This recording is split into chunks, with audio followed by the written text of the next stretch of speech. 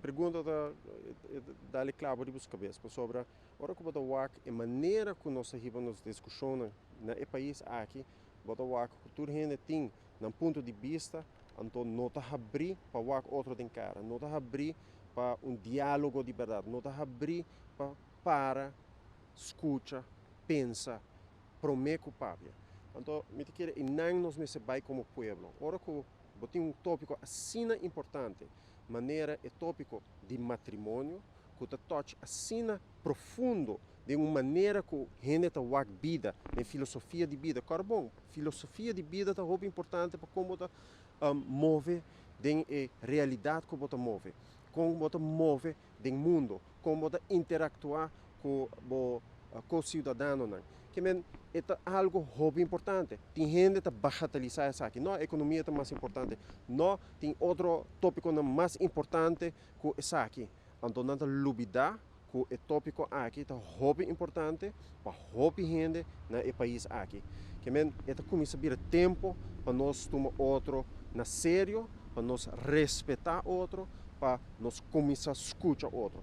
E de quatro aqui é importante para nós saber também para Kiko, isso aqui é importante. Para Kiko é importante para escutar outro. É começar com a promessa e a base de turcos, e a base de turcos está a dignidade de cada pessoa. Cada pessoa tem um valor inerente. It doesn't matter quem votar.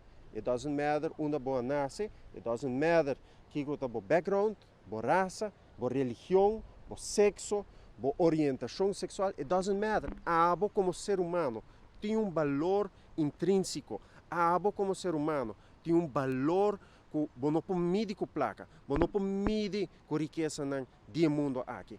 Então, agora que nós temos isso como base de nossa discussão, e agora nós vamos tratar outro com respeito. Isso é um. E dois, agora que nós reconhecer o outro, nós vamos reconhecer também que cada pessoa tem uma mente de si mesmo. Cada pessoa tem uma visão riba o mundo de si mesmo. Cada pessoa tem um cérebro que é por pensar para si mesmo. Isso aí significa que é o mundo de uma certa forma, então é cria sua mesma opinião.